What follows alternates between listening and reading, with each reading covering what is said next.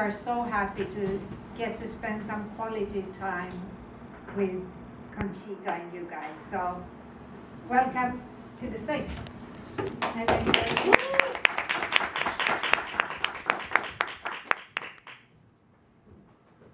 would like to, as you saw the clipping, when the first time when I was in Austria, I was there right at the night when there was this Eurovision Song Contest happening, and my friends lively discussed Conchita's, of course they have followed already Conchita over 2 years and her development, and I was fascinated the way they talked about her. We didn't turn on TV, we talked the whole night about her. We were all very, very excited. Will she win or will she not win? And then the phone call, so I called everyone afterwards in the morning when they read the news, and everyone was extremely excited. And that's how the idea came, that I wanted to make sure that Conchita, and then I heard Conchita has never been to America, and I thought I'd love to invite her. I like her, the way she talks about the issues that are important to her, the way she performs, the way she eloquently appears, and her elegance and grace. And the way she's very rarely, you don't see that in lots of stars, but there is a very generous and a very humble attitude to her, and I liked that. So I asked if she would come and be my guest at the Golden Globes, and I'm very happy that she's here tonight with us at the Los Angeles Press Club, and that she will be here, and afterwards we have a Q&A with you people as well, with you guests. So welcome, please, for the first time in Los Angeles, Conchita Wurst.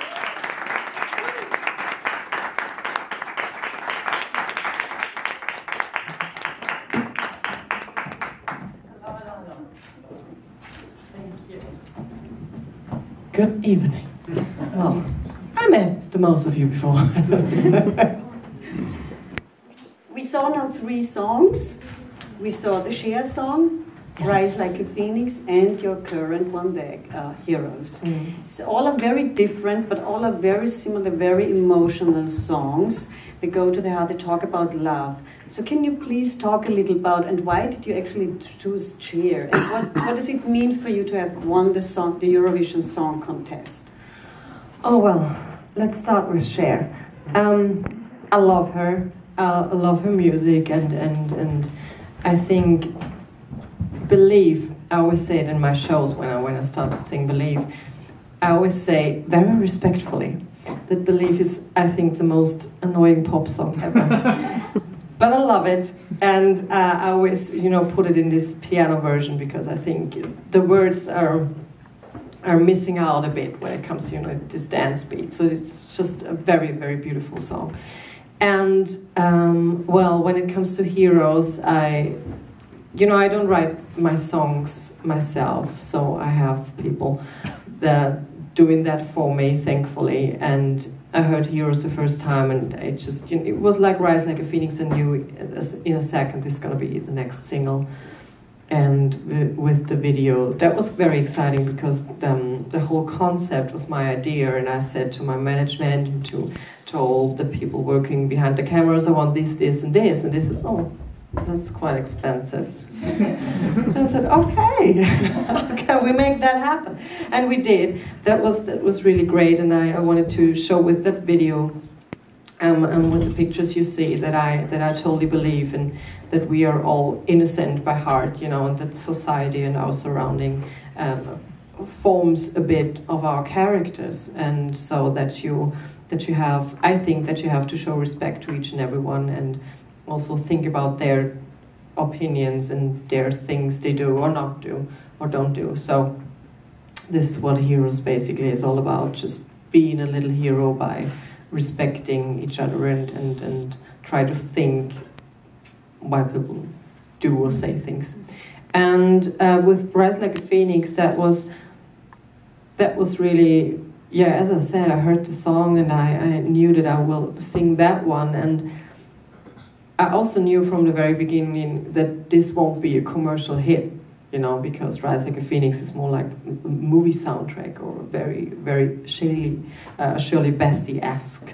And I love her too. And I thought, I thought at the Eurovision Song Contest, you don't things that you're not used to do. So I wouldn't sing an up-tempo number, and I just love James Bond, and I just love Shirley Bassey, and this song came around, and I was like, yeah, gonna take it.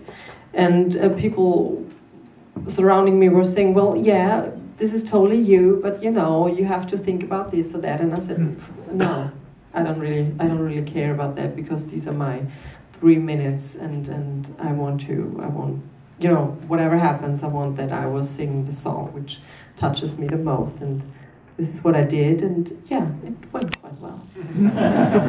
Congratulations. It was, I think, 44 years or something like that, almost 50. 48, yeah. Yes, since Udo Jürgens that you won for Austria, the Eurovision Song Contest. So let's start from the very beginning. I mean, you grew up in Bad Mitterndorf in Styria. We both are from Styria. And as you can tell, I have my dirndl. And to come from a small village like Bad Mitterndorf, and then you went to Graz, and where you where you attended the fashion school. So how did you become actually who you are today, Conchita Wurst? Can you talk a little bit about that? Oh, that's a tough question. How do you become the person you should be? Well, for me, yeah, I grew up in this little village. We had like 3,000 people living there, so that's very, very small. And I knew from very little that I'm slightly different than all the other kids. And I decided to move as soon as possible. And at the age of 14, I said to my mom, well, I will go to fashion school, and school is like 3 hours by car, and she was quite sad about that, but I said, yeah, I have to go, and I have to see, at least a big city, because I was not, living on the countryside. And at the age of 17, I participated in a casting show, like American Idol for Austria.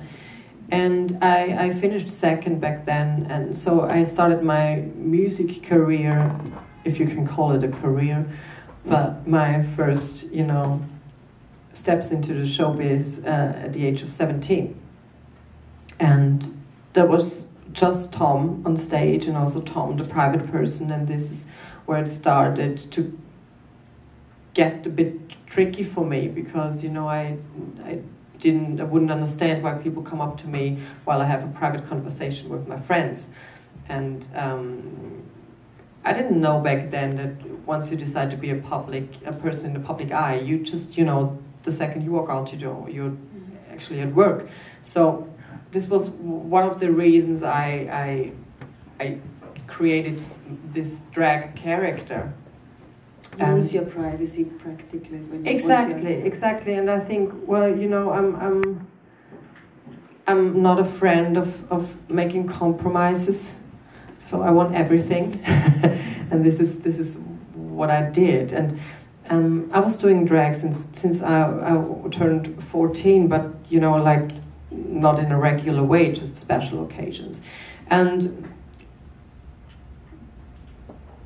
along with this whole process, I in 2011, a friend of mine, she has her own burlesque group in Vienna, and she was looking for a host, and I said I could do that, and yeah, and then that's when it started to become a regular thing, doing drag, and I was on stage to Bearded Lady, and even in this small community and in this underground scene, I got not really discriminated, but people were like, I just don't get it, why do you have the beard? And I was not really thinking about that, because I thought, well, yeah, okay, I'm a bearded lady and that's it, it's just a beard.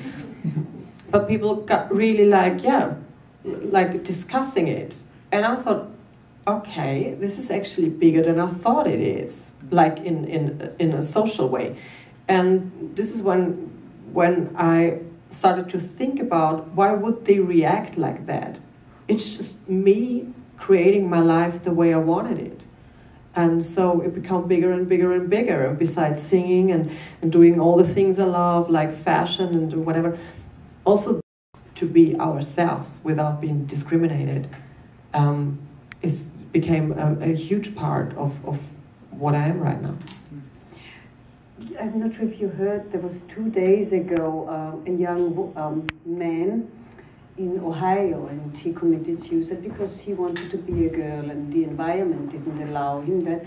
And so he fell to this, where he felt so isolated, and the stigma that you are talking about. So I wanted to ask you, what do you think, what Conchita Wurst can especially give to her generation, the young people, the teenagers, that they are, so to speak, unstoppable, which is also your message. So what can you say to people like that who are so desperate that they don't know what to do and who to turn to? That's such a hard question, because you know, obviously the only thing I can promise is that love will find you, and there will be people on this planet who will be your friends, will surround you and support you. And you know, the stories in the gay community, I'm not talking about transgender people because I don't know how that is, but in the gay community they are quite similar.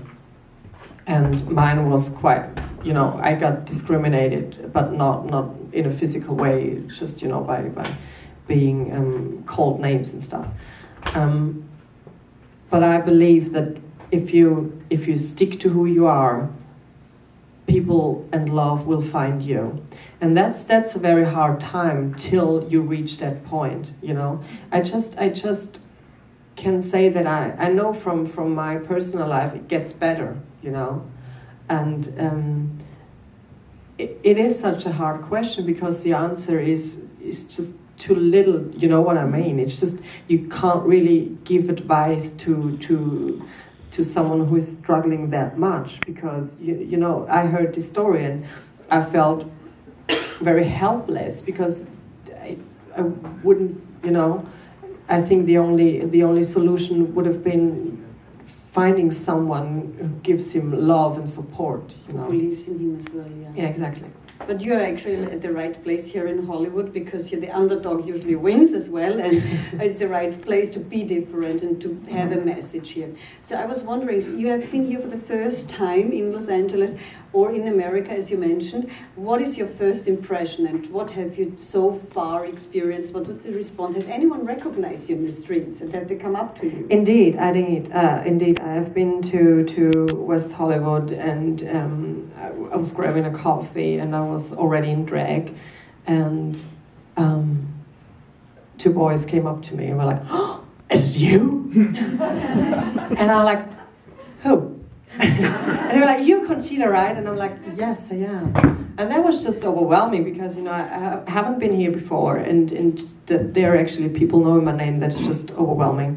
And what I learned, I think that's true. I don't know. Maybe you know it. Obviously, you will know it better. But comparing to Europe, everybody here in Los Angeles, as far as I met some people, they all have a dream and they all have a vision. And here in Los Angeles, it seems everyone is supporting other visions and dreams, and they say, "Yeah, that's great," and then they motivate you. And Europeans tend to not do that. You know, and which is not really a problem, because it is on you if you get desperate because of other people's opinion or not. But you know, it's good to hear, "Yeah, great," then go really.